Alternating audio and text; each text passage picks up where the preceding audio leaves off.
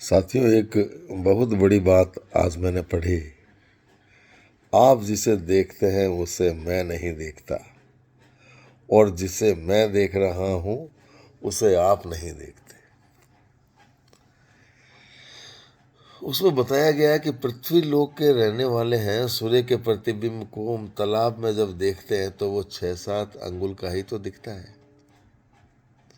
मान लीजिए आप और मैं दोनों तालाब के किनारे खड़े हुए हैं और पानी में सूर्य को देख रहे हैं, तो आप सोचेंगे कि हम दोनों एक ही सूर्य के प्रतिबिंब को देख रहे हैं, परंतु वास्तव में ऐसा नहीं है।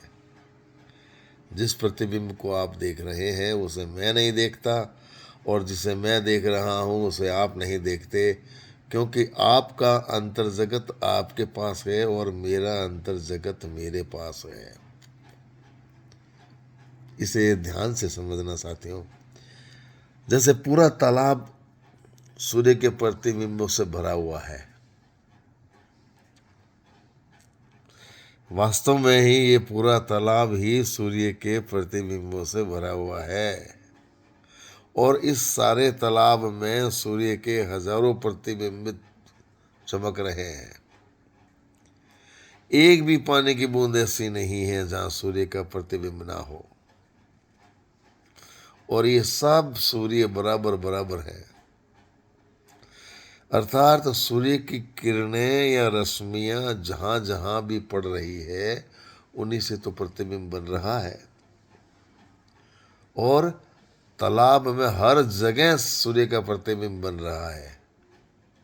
किंतु हम जिस रश्मि या किरण पर दृष्टि डाल रहे हैं हमें वही दिख रहा है।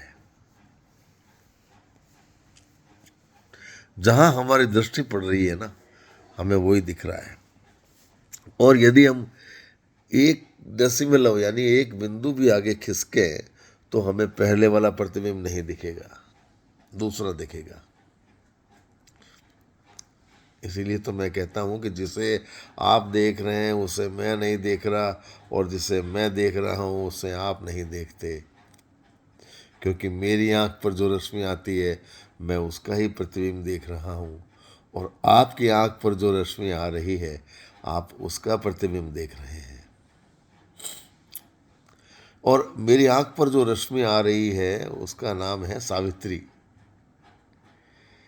तेज का नाम ही सावित्री है, और प्रतिबिंब के इधर उधर जो छायामय प्रकाश है उसे भी मैं देख रहा हूं, वह गायत्री प्रकाश है। और यदि मैं 1 बिंदु या बहुत ही कम आगे पीछे होता हूं तो मुझे दूसरी रश्मि का सावित्री प्रकाश दिखेगा, जबकि पहले वाली रश्मि का सावित्री प्रकाश नहीं दिखेगा, उसका गायत्री प्रकाश दिखेगा।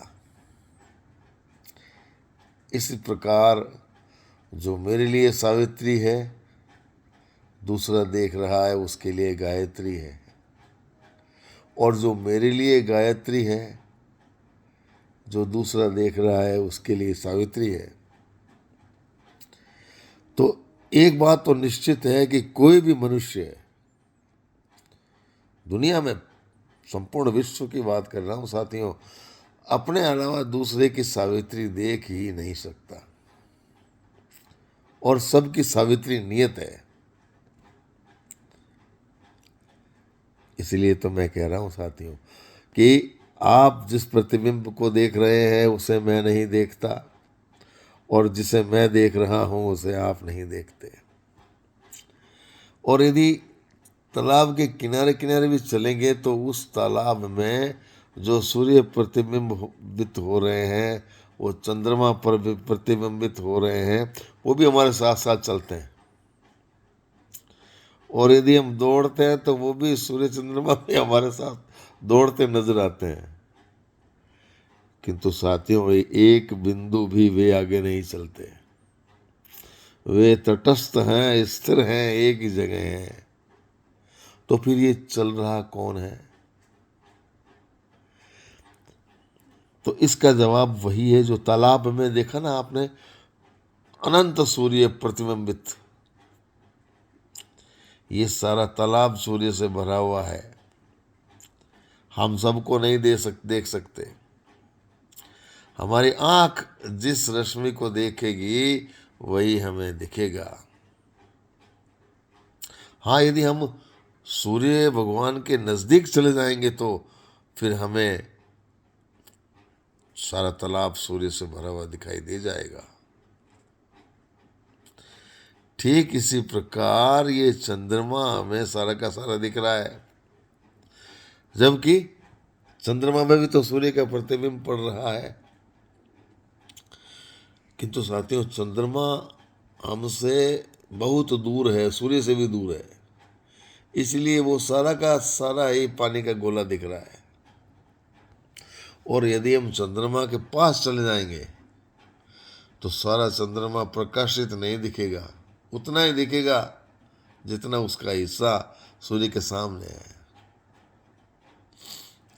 और अब हम तालाब के सारे प्रतिबिंब को छोड़कर एक ही प्रतिबिंब पर नजर डालें और देखें तो उसमें भी हजारों सूर्य मौजूद हैं।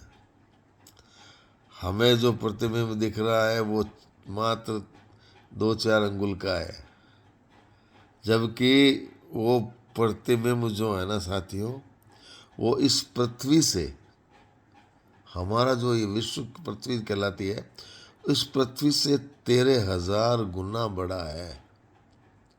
सूर्य इतना बड़ा है पृथ्वी से। और हमारी जो आत्मा है ना वो सूर्य की ही है। सूर्य सब जगह है और हम जो प्रतिबिंब देख रहे हैं उसके बाहर भी सूर्य है। यदि वहां पर कांच रख दोगे ना तो सूर्य चमकने ही लगेगा। इन सब बातों का सार यही है साथियों कि सूर्य बड़ा है तो इतना कि उसमें 13,000 पृथ्वी समा जाए, और छोटा है तो इतना कि एक चींटी में भी समा रहा है। तो मनुष्य शरीर में भी आत्मा एक तिल की जैसी ही है, बराबर उसकी है। तो एक चींटी के शरीर में जो उस आत्मा का आकार है उसको क्या कहेंगे? चींटी में भी वही आत्मा है जो सूर्य में है, हमारे में है, सब जगह है। और वास्तव में तो वो है ही, और वो एक ही है। वही छोटे से छोटी है और वही बड़े से बड़ी है। सबसे छोटा उससे भी छोटा, और जो सबसे छोटी है वह भी परात्पर है। और इस छोटे का स्वरूप नहीं, एक बिंदु, एक पॉइंट, और हमारे समझने के लिए है वो तो बिंदु भी नहीं है। तो आत्मा है वो सूर्य है, और जो वो है वही ये है। नाम मात्र का अंतर है। छोटी से छोटी विज्ञान आत्मा जो हमारे अंतर, हमारे हृदय में प्रतिष्ठित है, जैसे ही बंधन विच्छेद होता है आत्मा उसी में जाकर मिल जाता है, क्योंकि वो ही तीनों लोकों से बड़ा है जो मेरे हृदय में स्थापित है।